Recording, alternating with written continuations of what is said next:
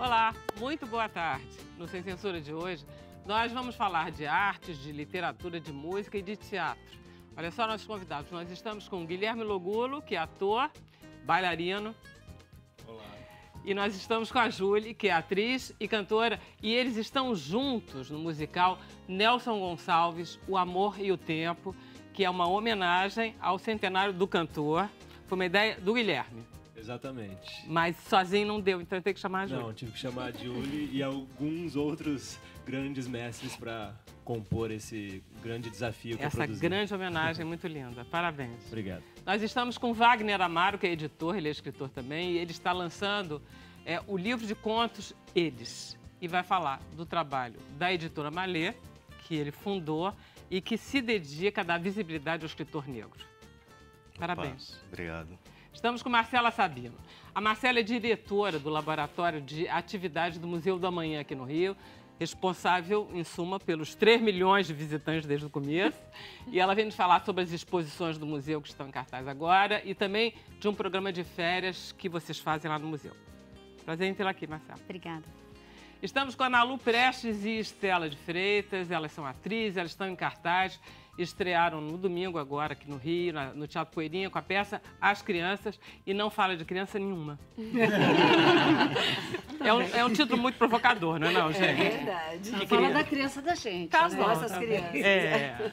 Vamos lá. Estamos com Carolina Rocha, nossa beleza. Olha, Carolina, explica que nós passamos a vida, combinamos claro, a roupa. É tudo muito bem, assim, planejado, os tons, né, das nossas vestimentas. Dependendo do clima do programa, de quem vem, a gente põe umas flores. Assim, é verdade, tá tudo muito combinante hoje, né?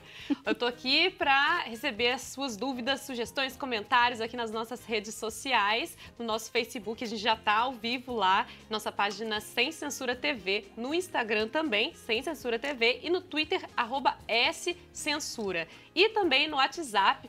A gente está aqui prontinho para receber as suas dúvidas e vai passar para os convidados. O número é DDD 21 999 03 5329. E depois que o programa acaba na TV, a gente continua com mais um pouco na internet. Fica ligadinho que a gente vai responder as perguntas que não der tempo.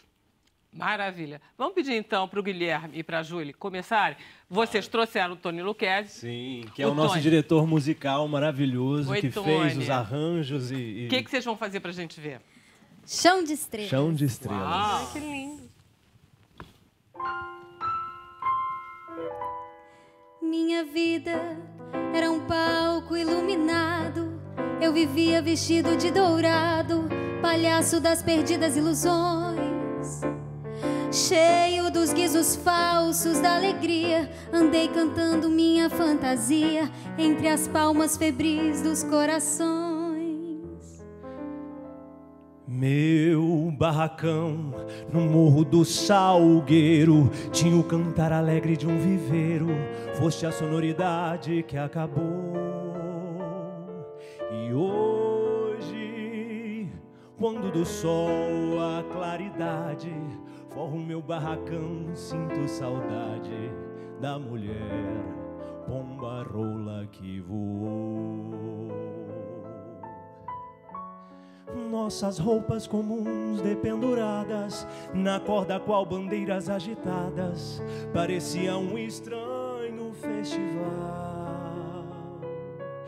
Festa dos nossos trapos coloridos, a mostrar que nos morros mal vestidos é sempre feriado nacional.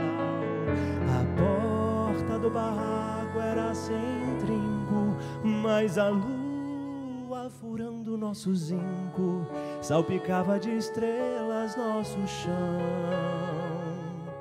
Tu pisava nos astros distraída, sem saber que a alegria desta vida é a cabrocha, o luar e o violão.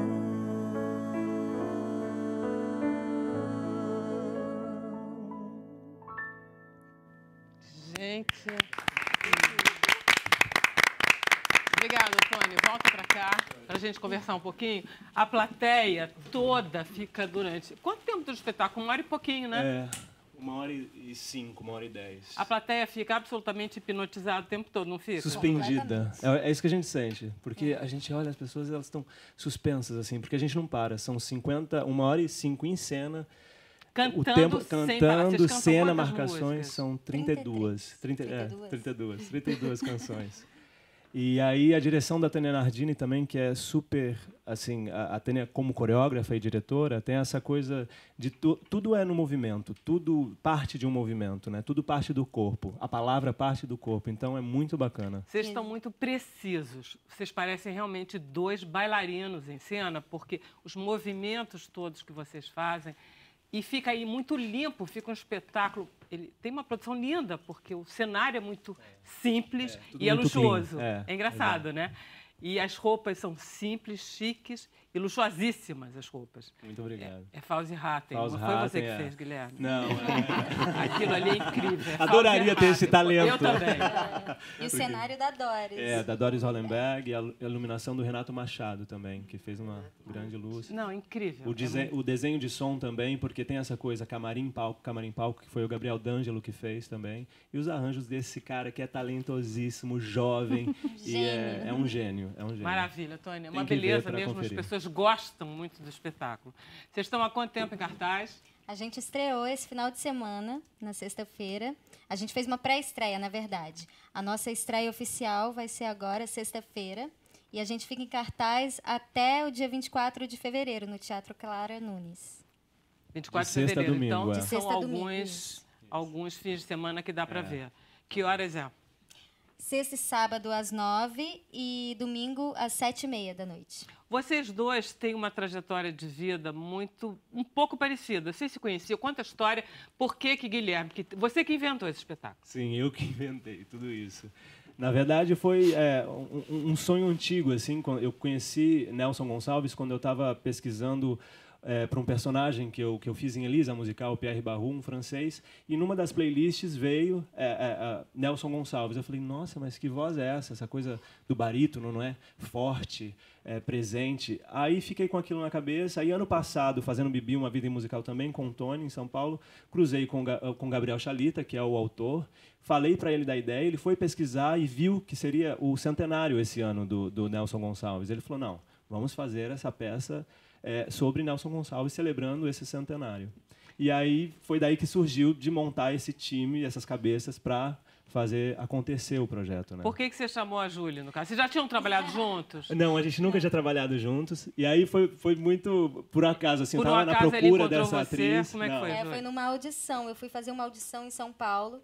E a gente se esbarrou, dois, ele já estava assim, de olho em você. Precisando de alguém. De uma atriz, estava na data limite de fechar essa atriz, que tinha que ser, não era qualquer atriz, era uma atriz que cantasse, interpretasse, dançasse, e ela é completa. E a gente se cruzou e ele me ligou, e antes, assim, eu nunca tinha trabalhado com ele, e já tinha visto ele em cena muitas vezes, e já admirava o trabalho dele, né? Só que a gente só se encontrava, assim, em audições, ou então nas peças. E foi uma surpresa muito grande, assim, e ele confiar em mim para ser a parceira dele de cena. Porque vocês dois têm uma prática de musical muito grande e nunca estiveram no mesmo. Nunca. Que é muito engraçado. Vocês dois têm um talento muito grande para musical, que é uma coisa que o brasileiro está começando agora a ter. E que começaram muito cedo. Vocês dois começaram crianças. Eu comecei com 18, meu primeiro grande musical foi com 18 anos de idade. Sim, mas você já fazia balé antes, não fazia? Sim, comecei balé com 11 anos de idade. Então comecei com a dança, porque no Brasil, agora que a gente tem escolas de musicais, né? Mas na minha época era assim, ou você fazia só dança, aí depois você fazia só teatro. Aí eu tive que pegar um pouquinho de cada. Aí fui para a Inglaterra estudar. Desde quando você trabalha, Júlia? Eu comecei a cantar pequenininha. E depois tive algum contato com televisão, com teatro, mas o meu primeiro musical aqui no Rio de Janeiro foi em 2013. Tudo por um popstar.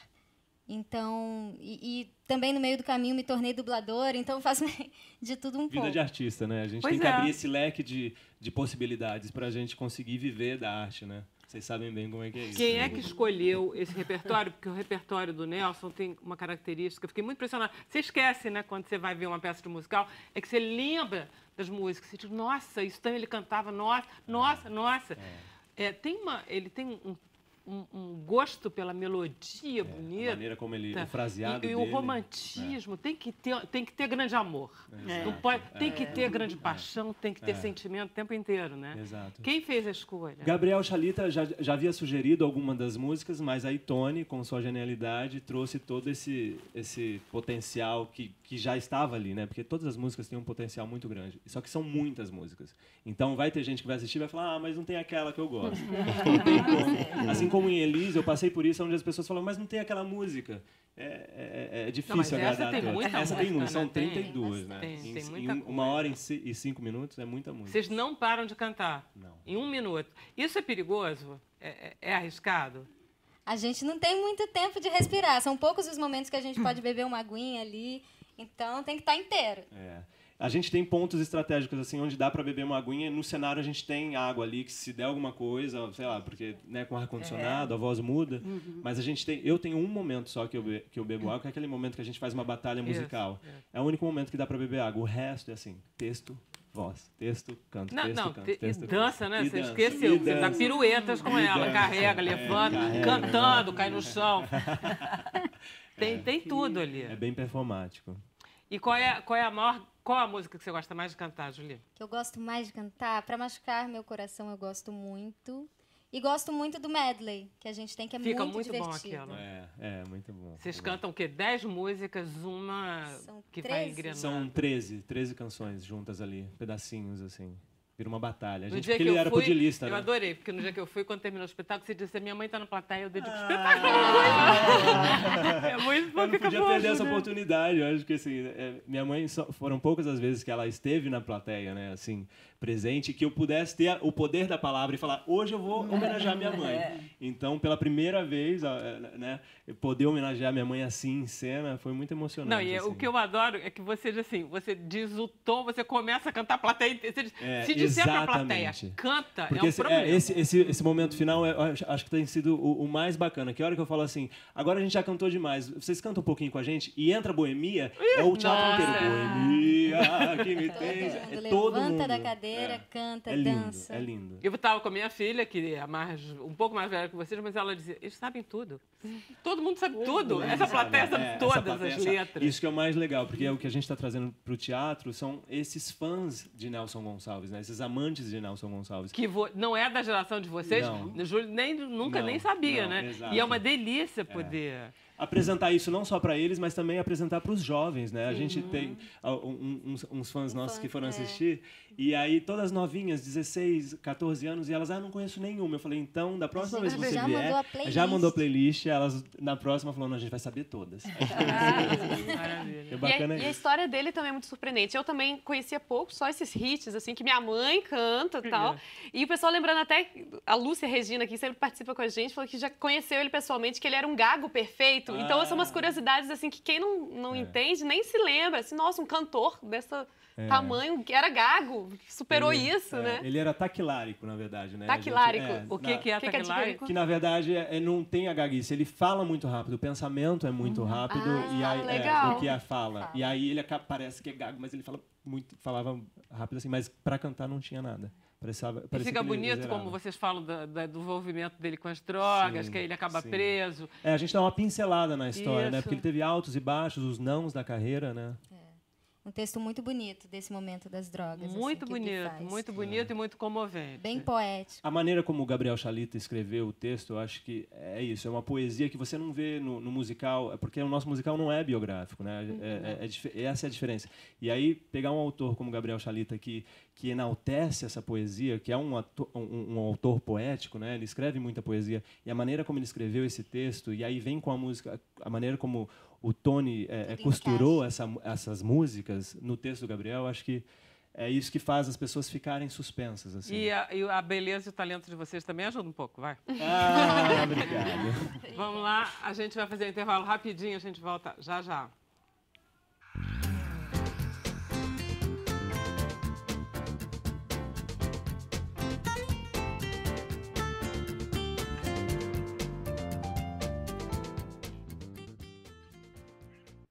Então, Carol Rocha.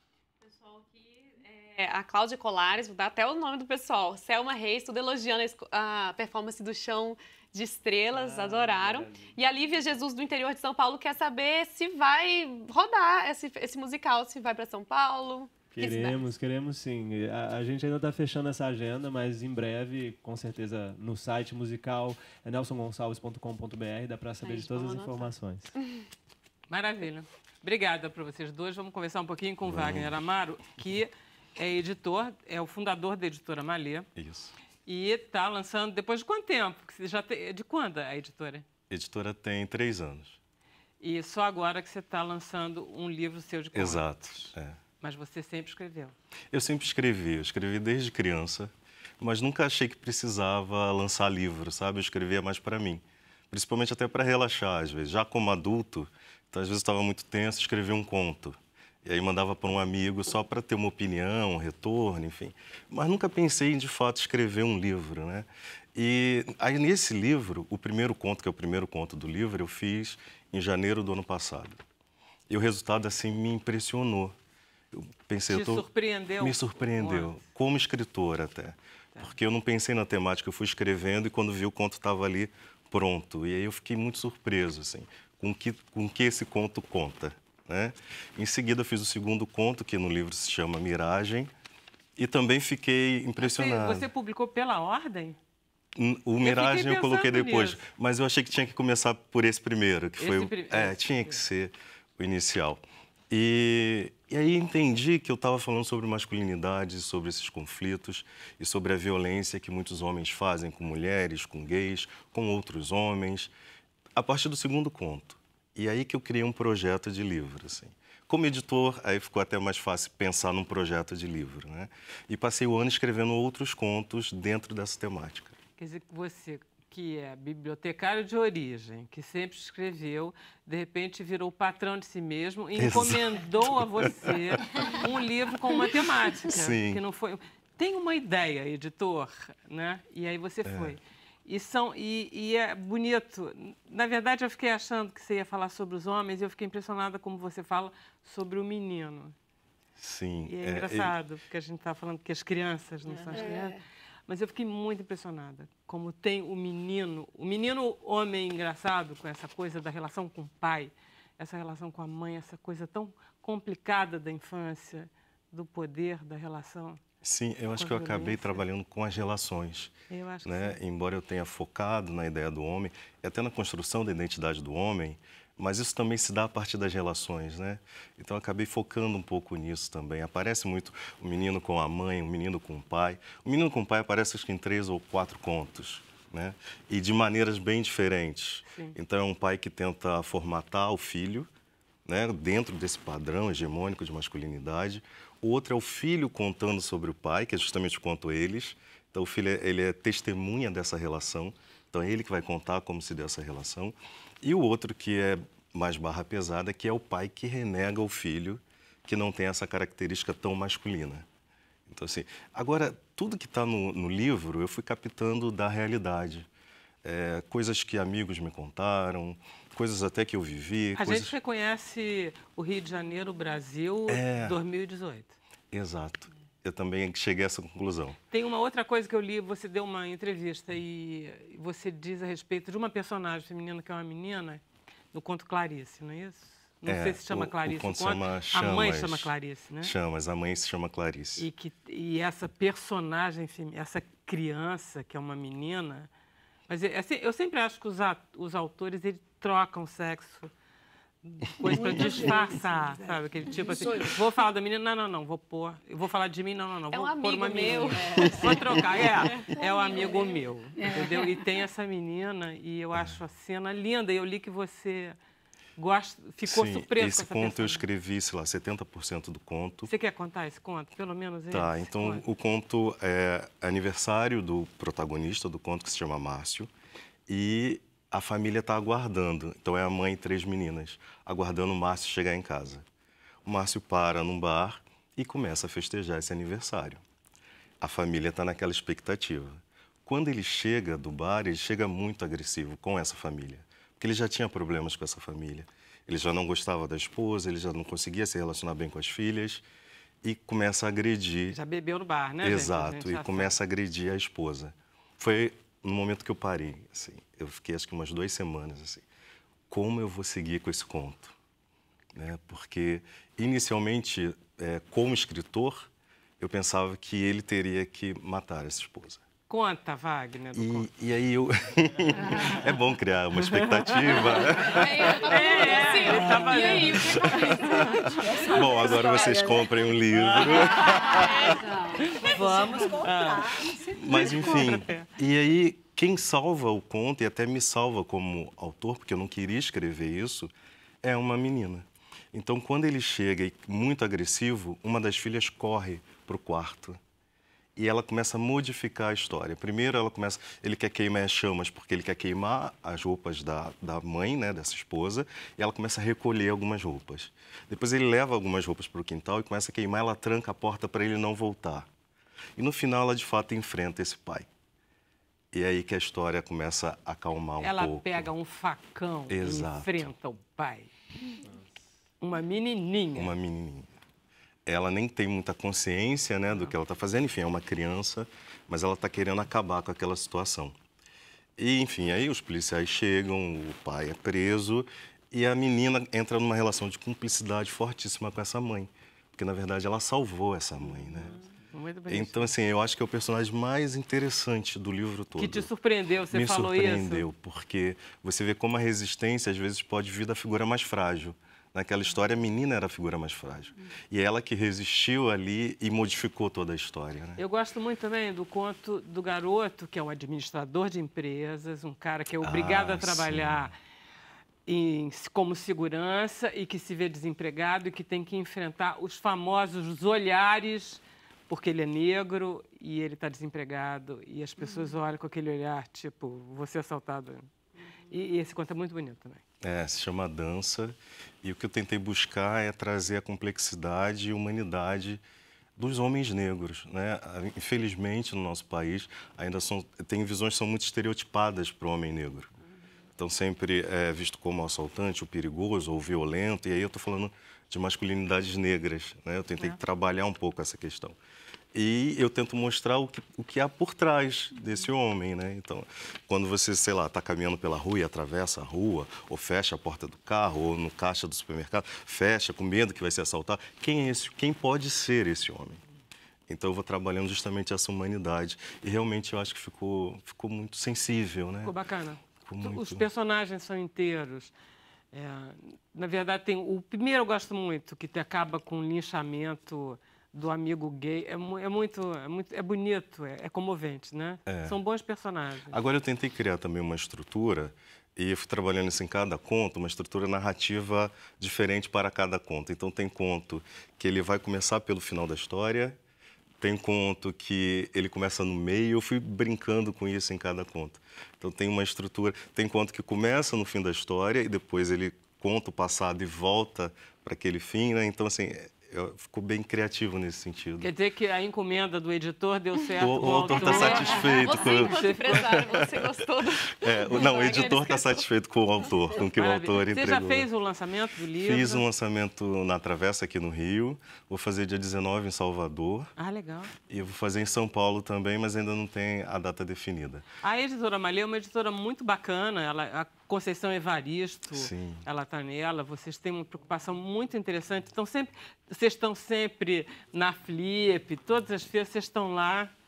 Eu comecei a pensar a editora em 2015, muito por causa dessa fala, né, dos autores negros por visibilidade. Então, eu trabalhava como bibliotecário e tinha dificuldade de adquirir livros de autores negros. Em grande quantidade, né? Eu conseguia comprar de 2, 3 autores.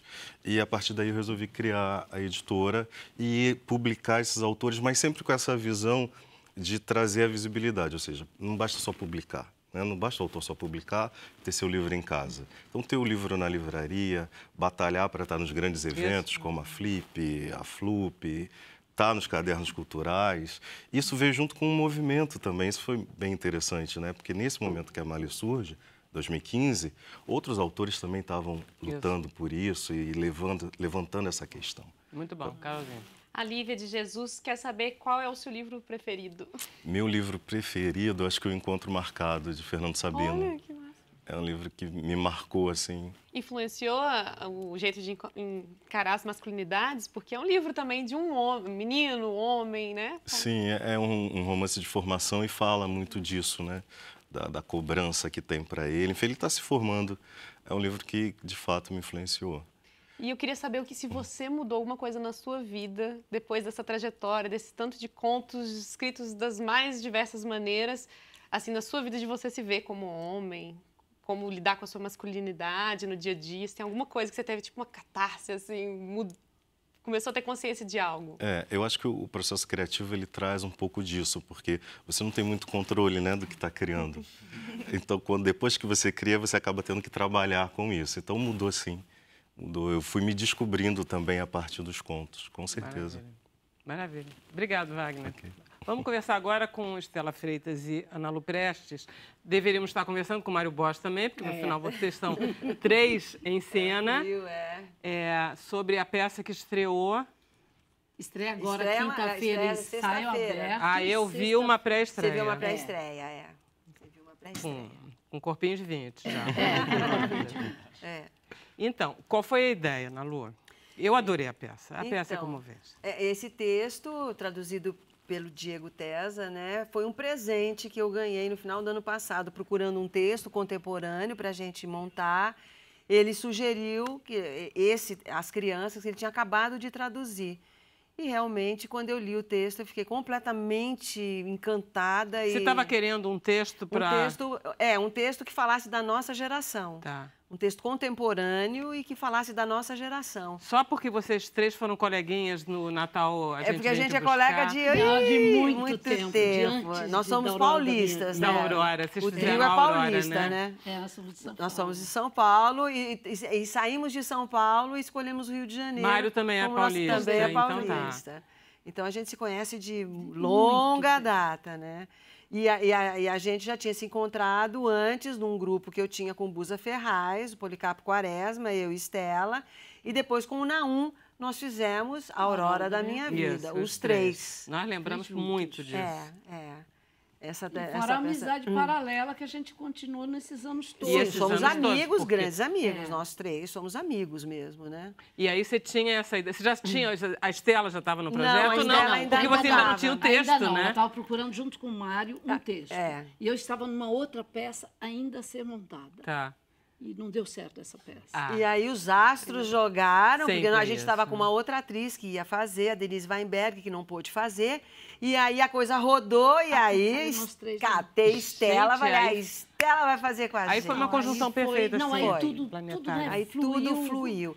O Rodrigo texto. E o Rodrigo já era um diretor que eu tinha muita vontade de trabalhar. Não, o Rodrigo abalou todo o ambiente teatral com o Tom na Fazenda, Insetos, né? Aquele negócio. Ficou todo mundo de olho no Rodrigo. E eu tinha feito Tom na Fazenda, eu substituí a Kelsa, na temporada do Poeirinha, e tive um encontro com o Rodrigo assim, que eu falei, eu quero esse cara, eu quero fazer um trabalho inteiro com ele. Agora, o que é uma delícia, Ana Lu, é que eu pensei que fosse um texto brasileiro, porque o nível de fala e de fluência de vocês duas conversando, naquela primeira cena que vocês conversam, e troca pra cá, e troca pra lá, e fala assim, não sei o quê, mas não, porque você acha, não sei o quê.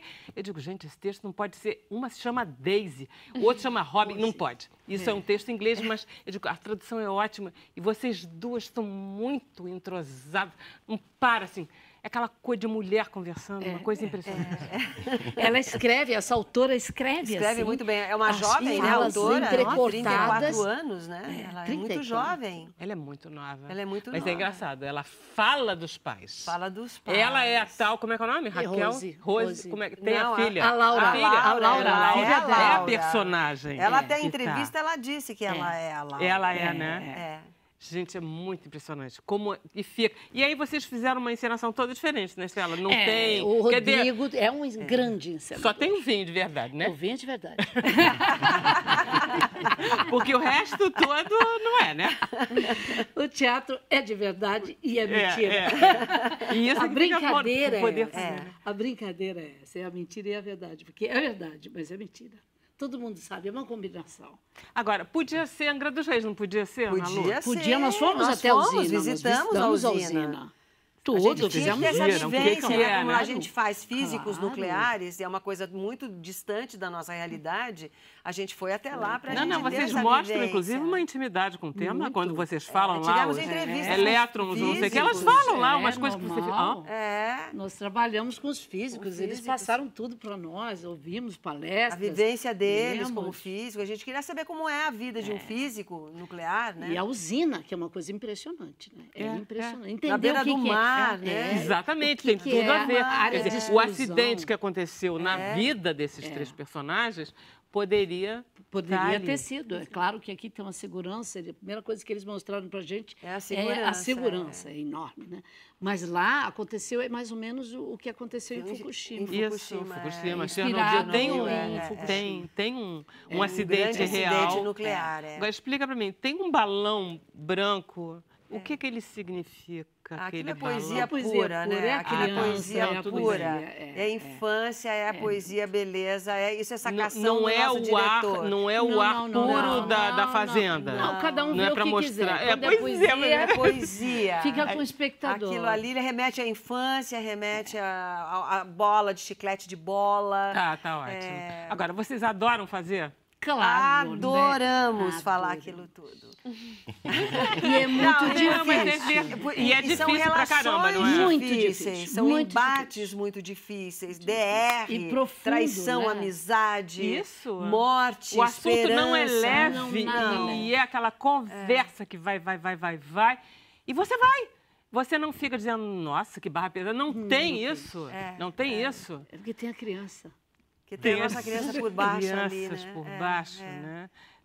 É engraçado, porque são atores falando sobre morte, Sobre velhice, né? sobre velhice, Sobre o tempo. tal, e não Desapego, passa desapego, isso. é. Porque eu acho que essa menina, ela conseguiu fazer o retrato da geração dos pais dela de E uma a montagem do Rodrigo, Do né? A Rodrigo, visão principalmente, dele acho, também, né? De como falar como falar. Vamos esse ver, a gente texto. pode estar falando, ninguém pode não estar entendendo nada, né? Vamos mostrar, a gente tem um vídeo, que vamos lá, bom. mostra legal. aí, Valdeci. Algum bichinho de estimação? Não. Ah, mas pelo menos você manteve o mesmo peso. Ah, é? Barulho de carro estacionando. Está começando a anoitecer. Ah, deve ser o Robin. Ai, vai ficar tão feliz de te ver. Você acha? Claro que sim, Rose. Que cheiro gostoso é esse? Ah, sei lá, deve ser protetor solar. Não, fica aqui. Como é que era aquela dancinha da festa do Douglas? Deixa essa música.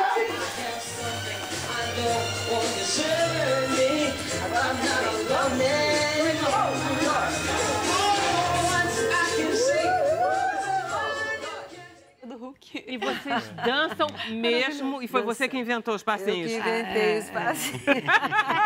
Você estava no texto, né? A coreografia é a Daisy que Era quem pra- faz. é a Daisy Não, que é porque inventa. ela fez na história, ela que inventa, né?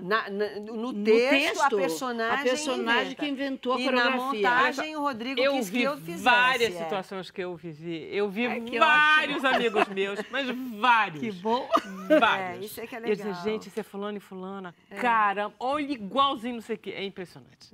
Porque você se identifica e identifica o seu grupo. É É verdade. uma delícia. E realmente é aquele negócio. Não tá pesado nem. Isso é que é impressionante.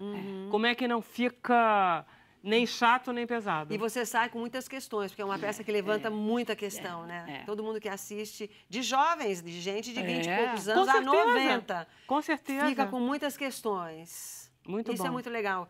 No teatro, você levantar isso, né? E Você sai do principalmente- teatro pensando, emocionado, sentindo... Você tem uma vivência ali, é uma experiência ali, né? Naquele Surpreendeu a momento. reação da plateia? de Foi Muito. incrível. Por quê? Aqueles Por quê? 10 Por minutos quê? de aplauso, a gente ficou, ó, com um choro aqui. Nossa, é uma emoção. Porque normalmente a gente tem essa emoção em todos os ensaios. É um ensaio que a gente nunca sai imune. É. Né? Um ensaio que provoca muitas emoções. E quando entrou o público, que era um ensaio ainda, né? Era um dia especial, foi uma explosão, né? E a gente ficou um tempo sem entender onde é que eu estou, o que que eu porque estou só teve fazendo. aplauso, Aplauso, como se as Impressionante, pessoas foi. tivessem... Tinha uma comunhão, aconteceu o fenômeno Foi, teatro. aconteceu o de encontro. Né, né? de encontro encontro, de mesmo, de comunhão troca, naquele é. momento. E pra Não, gente teatro isso é é uma... maravilhoso. Carol, vamos ao teatro amanhã. Isso.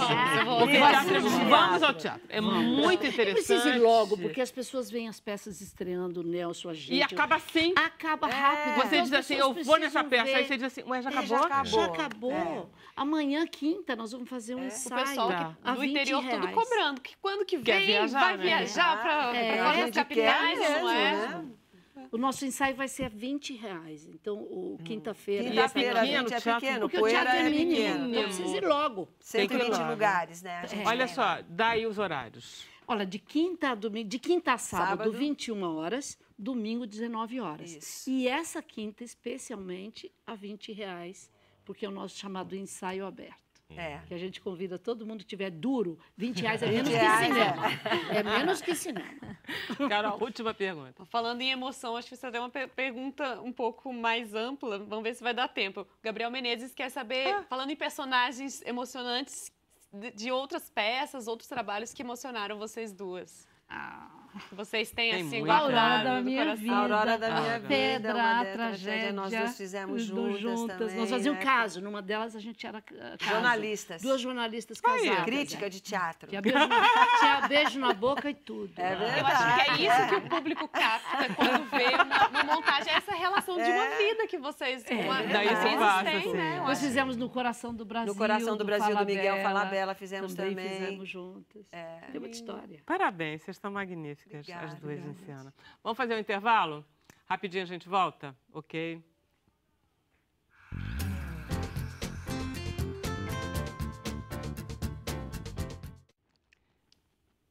Carol Rocha, estamos de volta ao vivo. Olha, tem uma pergunta que não quer calar aqui nas redes sociais. Vou falar até o nome do porta-voz. A primeira vez que perguntou foi o Raulino Júnior no Twitter. É pro Wagner Amaro. Você canta também, Wagner? Eu sou desafinado. Que isso, todo mundo elogiando o seu tom de voz, falando que é muito lindo. Não, a Estela achou também, não pode. Já vai surgir convite pro musical aqui. Aproveita o ambiente teatral, cara. É, acho que eu vou fazer isso. Legal. Muito bem. Obrigada, então. Vamos conversar, então, com Marcela Sabino, que não é nem filha nem parente do Fernando Sabino, que foi citado aqui. Mas é. Mas é. Ela acabou de falar pra Olha gente. só, então Ele é meu maravilha. tio-avô, foi meu tio-avô. Esse é o tio-avô?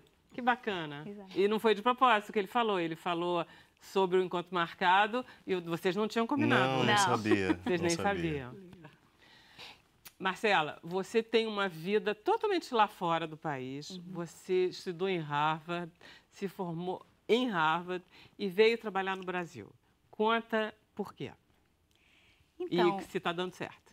eu saí do Brasil com 2 anos de idade, eu nasci em Belo Horizonte e minha família foi para lá e morei 27 anos fora, então tudo foi fora. Então, Então nunca... você fala português, é fantástico. Obrigada. Nunca fui para a escola no Brasil. Então, foi através de... aprendi falando em casa, mas a minha primeira língua de verdade é inglês. Então, para mim, o Brasil tem sido uma coisa nova, uma aventura. Quando é que você veio para cá? Eu cheguei no final de 2011, em novembro. Tá. Então, são alguns anos já e eu acho que... eu acredito muito no Brasil. Eu acho que essa questão de ter esse trabalho, né, do Museu da Manhã, eu vejo quanta criatividade, inovação, quanta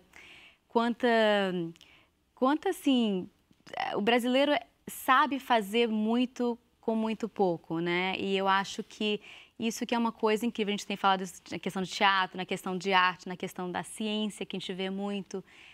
Nem todo mundo tem os equipamentos ou os insumos necessários, ou são muito caros, então o pessoal começa a hackear, né, a criar de outras formas.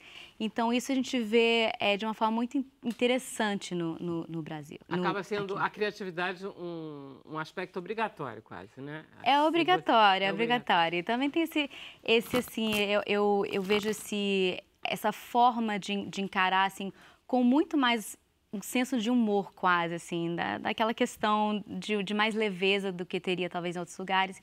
E a gente vê isso muito no laboratório, que é um espaço de experimentação, de prototipação. Então, a gente vê pessoas com muito... Eles vêm com uma pegada de vamos resolver isso, vamos tirar o motor do ventilador e vamos usar um motor de carro para fazer essa outra coisa e vamos juntar com essa outra coisa. Então, a gente tem estimulado no laboratório do Museu da Manhã essa troca transdisciplinar, né? Diz uma coisa, Marcela, você está no Museu da Manhã desde a fundação? Desde o começo? Desde antes, 6 meses antes da abertura do museu. Quer dizer, você está junto com esse sucesso do museu. É impressionante o sucesso do museu, você não acha, não? Nossa, foi um... A gente sabia que ia ser uma coisa... que é instigante, né? O Museu da Manhã, o tópico e tudo mais, e o prédio e o assunto lá dentro é muito interessante e instigante. Mas para a gente estava esperando em torno de 450 mil pessoas.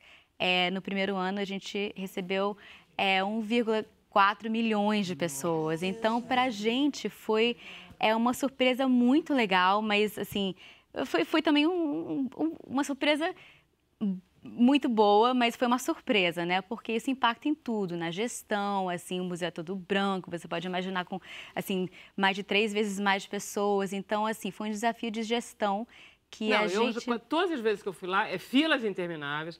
Uma vez eu fiz a fila, outra vez eu não faço fila de novo, não. Mas você vê, ele é cheio, as pessoas querem entrar, querem fazer as atividades. Exatamente. Só que a questão de fila, isso é importante ressaltar que dá para comprar online os ingressos sempre. Então, às vezes a fila porque o pessoal está esperando para chegar o horário deles ou o pessoal que não comprou o ingresso. Mas e o processo é bem simples no site do museu, é bem fácil então, de comprar. É mais fácil, então é aconselhável todo mundo entrar pelo site. Todo mundo entrar pelo site para comprar. E tem, inclusive, muita gratuidade, inclusive. Também, muita gratuidade, está tudo explícito lá no site. E é bem simples, né? A gente usa muito tecnologia dentro do museu, né? É muito importante, assim. É quase a gente vê o museu como um organismo, né? E por isso vocês tiveram sucesso com os jovens, o que isso é questão. Com certeza, com certeza. E a gente tem essa pegada de tentar falar da ciência de uma forma mais lúdica, próxima, aberta. A gente tomou muito cuidado nessa persona do museu, nas redes sociais, de como a gente fala na exposição. A gente faz várias e várias revisões, a gente faz vários testes internos para ver se funciona ou não a frase, o texto, como é que é. A gente tenta enxugar o máximo possível, a gente tenta mostrar muito mais através de protótipos, de vídeos, de interatividades. É por isso que a gente tem muito jovem e muitas idades, né, no museu. Eu estava vendo que uma das programações de férias agora é uma oficina de pipas que tem um professor do Pedro II, se não me engano, que vai dar noções de física... Através das pipas, sim, não é isso? Sim, então, com são certeza. Essas ideias que vocês têm, não é isso? Você fica bolando esse tipo de coisa. Exatamente isso. E o pessoal do museu, a gente tem uma diversidade dentro do museu em termos de jovens, de cientistas, de gente que são divulgadores da ciência, de gente jornalista, de gente que são de outras áreas também. E com isso a gente pensa muito junto como é que a gente faz a programação mais interessante. Depois a gente mede o resultado, a gente vê se está dando certo ou não, a gente modifica. Então, a gente tem muito essa pegada de vamos olhar, o troca, né? A gente põe e a gente recebe, né? Não é tipo só de uma... Mas vamos lá, o que está em cartaz atualmente no museu? Então, a gente está entrando em 2019, mas o museu já está em 2060, né? O Museu da Manhã é para ser assim. Então, a gente tem a exposição que termina essa semana, na sexta-feira, chama-se Ofiçuca 2068, que é a exposição sobre o futuro do trabalho em 50 anos, que estimula e provoca esse questionamento de onde será o papel do ser humano em um mundo cada vez mais automatizado, né? A gente não quis ficar focando nessa lógica que está muito nas manchetes de desemprego tecnológico e automação extrema, e a gente quis botar de outra forma. Assim, a gente acha que o papel do ser humano é num trabalho hipercriativo, que acho que todos nós aqui, várias pessoas do país, vão estar muito bem organizados para estar aí. É claro que a gente tem que estar sempre se atualizando, aprendendo as coisas, né? Assim, a gente acha que a habilidade do futuro vai ser aprender a aprender. Maravilha. Olha só, toda a programação, como é que a gente... Porque tem muita coisa. Muita coisa. Você aprende yoga ao entardecer. Tem essas coisas assim, pipas, mas tem compostagem, É uma quantidade de coisas. Como é que a gente sabe a programação? É que ele está no site, na primeira página do site e também no Facebook, para quem está lá. Parece muito variada, mas a programação é sempre em volta de 2 eixos éticos do museu, que é a sustentabilidade, como a gente quer viver com o planeta, e convivência, como a gente quer viver entre a gente. As outras exposições que a gente tem é o futuro comestível, então imaginando protótipos para uma nova alimentação, né? A gente só digere em torno de 75% dos alimentos, então tem muito desperdício dentro do corpo e também esses processos industrializados de cultivo e de colheita, eles também têm um impacto no meio ambiente e na saúde que a gente está descobrindo também. Então, é uma forma também, uma outra provocação que a gente tem muito esse papel de provocar. O museu é a bola da vez, né? E é a próxima grande exposição que vai estar lá depois que a Ofiçuca sair do Futuro do Trabalho, vai entrar a alimentação também. Maravilha, Carolzinha. Legal. Eu queria saber como é que é essa relação com os jovens, que é tanta provocação. O que vocês recebem de retorno, seja nas oficinas, as escolas que vão lá, e se isso acaba impactando um planejamento futuro do museu, né? Com certeza. A gente colhe feedback sempre, a gente faz pesquisas, né? A gente tem um departamento de pesquisa dentro do museu. E a gente também fez essa exposição do Futuro do Trabalho, foi com jovens e com designers, jovens de 14 a 18. Então, a gente vê que eles estimularam várias ideias e com os designers a gente foi criando esse mundo, né, que você entra dentro desse escritório do futuro em 50 anos, né, que é um lugar super... 50 anos, está todo mundo vivo aqui. Todo mundo vivo aqui. 50 anos não vai dar. Não dá. 50 anos. Agora, essa turma dali acho que vai. Tchau. O museu do amanhã, o amanhã é para todo mundo. Façam certo. Façam certo.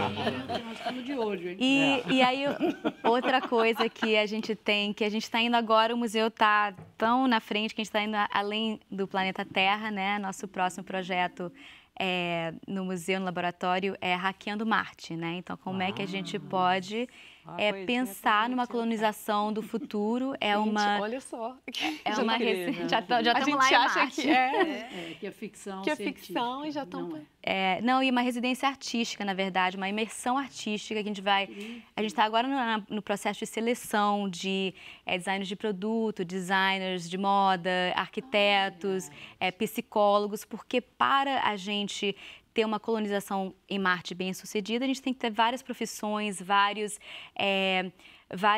criativos envolvidos nesse processo. Então, a gente vai juntar esse pessoal por 6 meses. Cada quinta-feira eles vão ser selecionados. Dia 15 fecha as inscrições. As inscrições estão no site do museu Hackeando Marte. E vai ser uma grande aventura que a gente vai chamar de astrólogos, astrobiólogos, historiadores, antropólogos, cientistas políticos, para juntos pensar nisso e no final teremos protótipos que serão expostos numa exposição no museu. Que delícia isso. Tem que levar um artista. Pois é, convidado. Ela não falou de escritores, não falou de dançarinos, cantores e atores. Desculpa, isso tudo incluído. Só não tive tempo de falar. Com certeza, incluído. Muito importante. Ficção científica, artistas, tudo isso é importantíssimo. Maravilha. Isso é Podemos Carol, mais uma perguntinha para a gente chamar os dois para finalizar o programa. O pessoal está curioso sempre quer se planejar, né? O Gabriel quer saber os próximos, né? Além do trabalho que a gente está vendo, o que vocês já estão pensando, alguma coisa mais ao longo do ano. Que outros temas? Sim, com certeza. O grande, a gente tem alimentação, vai ser o tema do ano inteiro.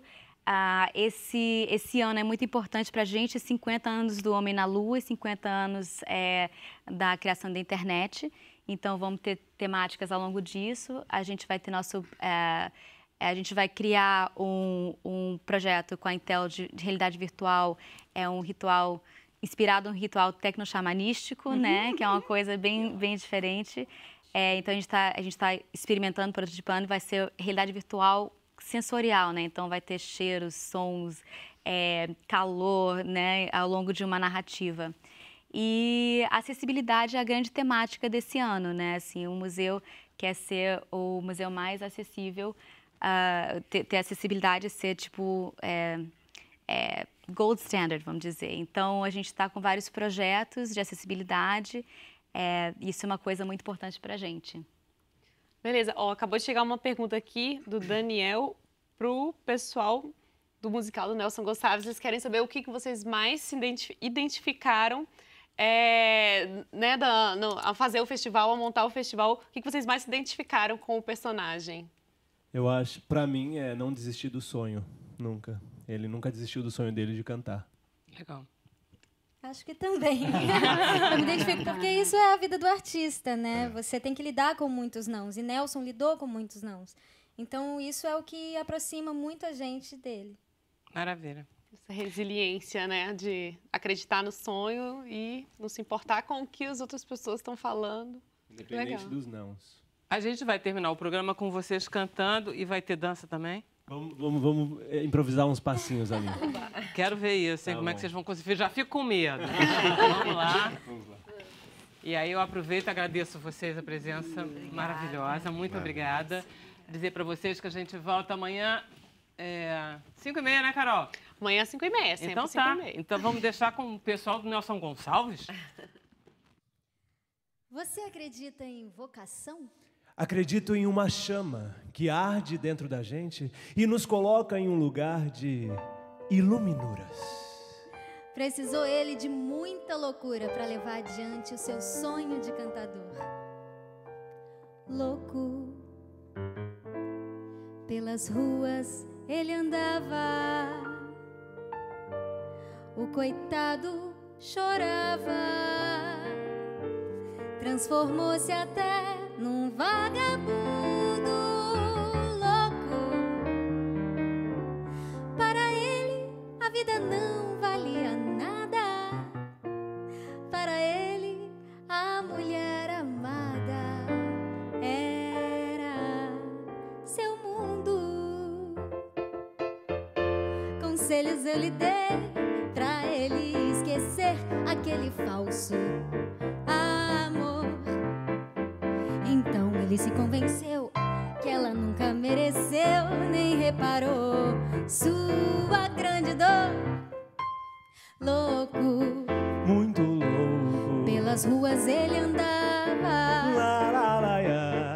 O coitado chorava, transformou-se até num vagabundo louco. Para ele a vida não valia nada, para ele a mulher amada era seu mundo, era seu mundo. Loucura boa do amor, posso falar sobre o eu te amo, sobre o que permanece, sobre o que nos eleva quando tá fazendo um ano e meio amor, que o nosso lar desmoronou. Meu sabiá, meu violão e uma cruel desilusão foi tudo que ficou.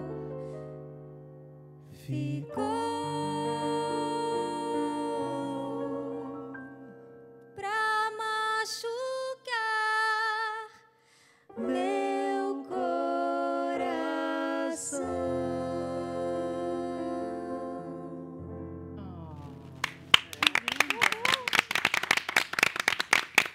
Obrigado. Maravilhoso. Parabéns, Tony. Pode vir, Tony. Vem você também. Mais Vocês apertado. cantam Não é lindo? naquela mesa, ele sentava. Nossa, Põe junto ficar no Hã?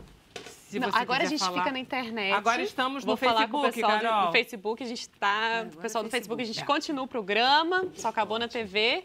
E aí tem muitos elogios para todo mundo aqui falando no museu musical, só o pessoal. O Marcos Faria, do Rio de Janeiro, falou assim que a Ana Lu está plena, belíssima. E não esquece o espetáculo Gardel. Gardel. A Que gente o canta pessoal Gardel. cantaram.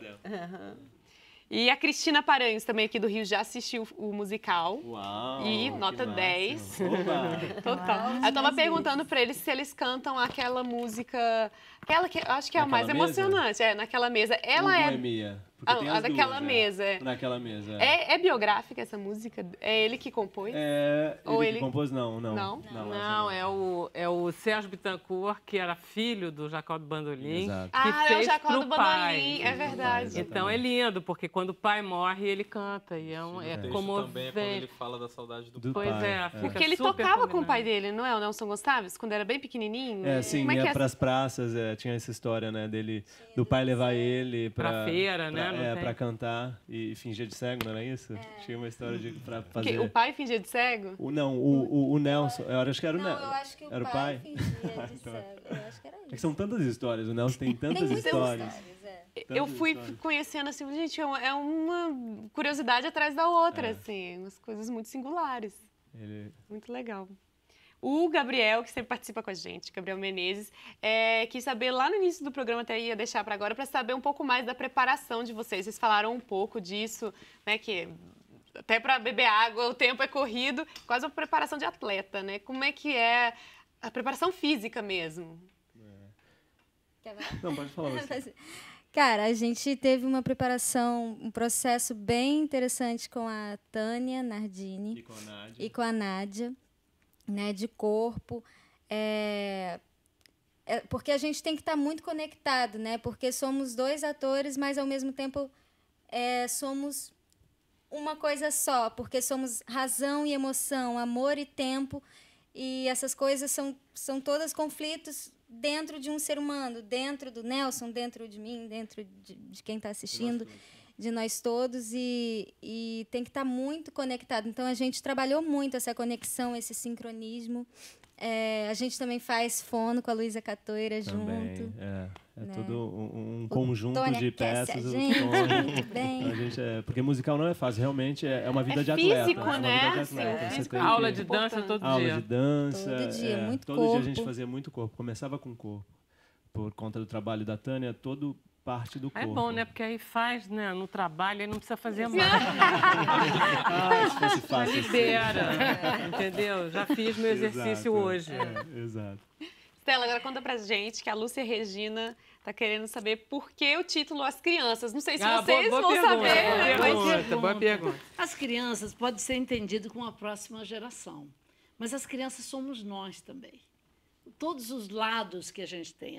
A peça tem esse ar. As crianças estão presentes o tempo todo. Nós estamos falando da morte, nós estamos falando das relações, dos filhos, da reparação, desse encontro de pessoas de outra geração, mas as crianças estão o tempo todo latente no espetáculo. Então, as pessoas vão ver as crianças o tempo todo, apesar desses assuntos tão sérios. A autora é uma criança, tem 34 anos, o diretor tem 40. Então, nós temos crianças o tempo todo do nosso lado. E tem uma questão também na peça que é liberar os jovens que estão na usina no momento de um tsunami, né? As E a gente crianças são o ocupar futuro, o lugar né? deles e Futuro. liberar esses jovens que ainda têm um tempo de vida. E É o tem outra futuro, coisa, né? né, É o Ana futuro, Lô, as que a crianças. mim me deu essa sensação perfeita. Que, na verdade, discussão de adulto é discussão igualzinho de criança. Né? É igual. Tem briga. Eles são absolutamente infantis. Só o vocabulário Eles são muda, assim, infantis. não me A engano. problemática é infantil. né? Que legal. Muito legal. Muito massa. Fala um pouco também pra gente da montagem do cenário. Ah, não, isso foi O maravilhoso. cenário é maravilhoso. Né? Tem 2 toneladas de brita. Pedra. Pedra mesmo. E A a gente gente anda anda na com pedra. galochas em cima de 2 toneladas. É um parquinho que remete a um parquinho infantil, né? É um quadrado o cenário, com chão de brita, tem uma mesa grande de madeira e 5 cadeiras. Um cavalinho de pau, aqueles cavalinhos de madeira, um balão e um vasinho com uma planta. A única coisa viva do cenário é esse vasinho com essa planta. E eles estão vivendo num lugar inóspito, onde teve um acidente nuclear. Então, tem tudo isso no cenário. E o chão é inclinado. Seria, né? Na peça é um chão Mas com o nosso erosão. chão- Na peça eles o estão nosso numa chão, mas não casa, para num nisso. lugar Vocês perto é da que costa, estão onde houve uma inclinados. erosão. E estão à beira de um outro acidente nuclear, uma outra coisa vai acontecer em pouquíssimo tempo. Ai, gente, muito legal. É o futuro, né? É o futuro. Mas tem uma esperança. É o no final futuro da peça, possível, é uma né? esperança. Isso é que é uma loucura. A criança traz o futuro, né? A próxima geração sempre vai trazer o futuro, né? Eu fico pensando, a Museu Marcela do deve Amanhã. ter tanta esperança, porque trabalha, assim, vê muito jovem vendo isso. Às vezes, quem não trabalha, às vezes fica pensando, meu Deus, o mundo está perdido e tal. Não tá. Nunca Mas está. tem todo um olhar também sobre a coisa orgânica, sobre alimentação, sobre a atividade. Olha, tudo a ver com a exposição. Fazer as coisas, mexer o corpo e não deixar ficar sentado esperando a morte chegar, né? Você está atuando o tempo todo na vida, né? O compromisso que a gente tem com o futuro, né? O que a gente vai Viver com o planeta, menos. né? Com o planeta Terra. Uma das grandes frases né, da peça é Aprender a viver com aprender menos. a viver com menos, para não esgotar o planeta, né? Isso tudo tem na peça. É verdade. Ó, a Rosânia Cunta quer saber da Marcela como que ela veio trabalhar no Museu do Amanhã. Foi um convite? Você se interessou? Como é que foi essa relação? Eu trabalhei muito tempo com o Banco Mundial e o Banco Interamericano como consultora e eu entrevistei o curador. Então, eu fiz um trabalho e entrevistei ele e aí a gente caiu no papo e aí foi através disso, aí fiz um processo seletivo e tudo mais e foi assim. Legal, e tá satisfeita? Eu amo demais e eu acho que essa questão que a gente estava falando desse amanhã, né, que o que eu achei interessante foi que a gente teve uma artista moçambicana entrar na exposição do Futuro Trabalho em 50 anos e ela falou assim, não sabia que o futuro poderia ser assim. Assim, pode ser o que você quiser, assim, a gente tem que fazer esse futuro, né? Então, eu acho que essa pegada do museu é muito interessante porque estimula, provoca os debates, você pensar se é isso mesmo que a gente quer viver, se é esse caminho de viver com menos. A gente trabalha muito no museu com essa ideia que um futuro não é um lugar que a gente chega, mas é um lugar que a gente constrói como seres humanos, como pessoas, né? Então, é uma construção que a gente tem que fazer. A gente tem que saber onde a gente quer chegar e como é que a gente vai construir. Tinha uma pergunta que ficou para trás também para o Wagner, da Marília. Se não me engano, ela queria saber como é que foi essa relação que a gente estava brincando aqui de você se contratar, você ser o patrão de você mesmo. Mas o que você sentiu, assim, escrevendo esse livro e você editando também pela Malês? Foi um processo muito prazeroso até, na verdade. Porque, como eu estava brincando aqui no início, né, eu pude utilizar tudo que eu aprendi nesses 3 anos como editor no meu livro. Então, o meu livro está assim, concentrado de coisas positivas em relação ao que um editor gostaria de fazer por um autor, né? E um autor pediria para o editor também. Então, foi muito positivo nesse sentido. Então, assim. já deve ter um segundo alinhavado aí. Tem. Tem um segundo aí. Mas, ao mesmo tempo, o que traz também uma certa insegurança. Então, eu precisei de outros leitores para o livro. Porque aí esse papel eu já não poderia fazer. Porque aí quando você vai editar um livro que não é seu, você tem aquele olhar. Exato. Caneta pesada lá e tal. Então eu tive que buscar esses outros leitores e conseguir leitores críticos, assim, que puxaram a orelha aqui, falaram alguma coisa e foi fazendo eu afinar o texto. Legal. Mas você prefere, assim, em termos de tranquilidade profissional, você prefere escrever ou editar? Eu prefiro ser editor. Editor? Engraçado ele dizer isso. Eu achava que... Menos sofrimento. Queria o oposto. Não, eu prefiro ser editor. Esse lugar de... Tá com medo, hein, Wagner? Esse lugar de estar sobre, né, de ter a luz sobre você não é um lugar que eu... Você vê até as minhas escolhas, né? Bibliotecário. Ele é tão escondido, o escritor. Então, se Ele for um revela, não. Pois é. Revela dele. É isso. Maravilha, gente. Muito obrigada. Foi um programa magnífico. Foi um prazer enorme tê-los aqui. A gente vai voltar amanhã. Tomara com um programa tão bom como o de hoje. Até amanhã. Acabou nem falando, né?